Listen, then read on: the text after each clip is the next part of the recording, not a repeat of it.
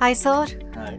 I just wanted to ask you, are the rural and agriculture sectors happy with the budget? So basically, there are two, three things for the rural and the agriculture sector.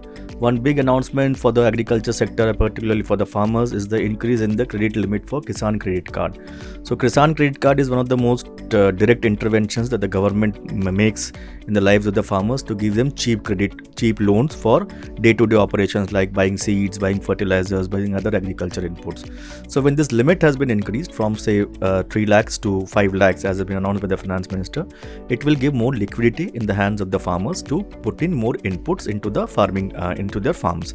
Second, there are certain announcements like a mission on pulses for around with an allocation of around 1,000 crore, which is a good initiative, which also will ensure that the country's dependency on imported pulses, which this year in FY25 is expected to be among the highest, as around 6 to 6.5 million tons, will gradually come down over the next few years, because if your domestic production goes up, obviously your import dependency on pulses will come down.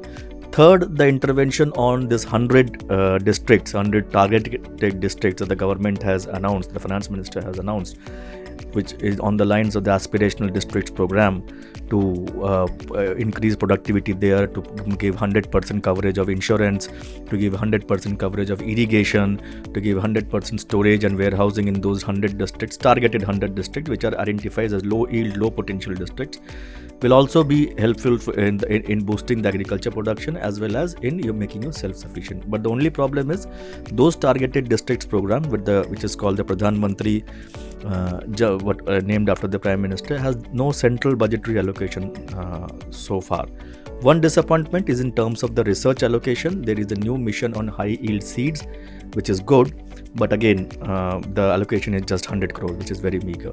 For rural sector, the overall schemes have continued. The allocation for your rural housing, rural roles, etc., all continues.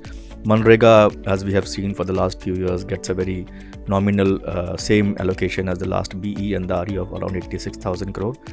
Overall, for the rural and the agriculture sector, there are some tax breaks. Cotton mission, again a very important mission, national mission on cotton, to improve the cotton productivity, because cotton production has gone down very sharply in the last few years.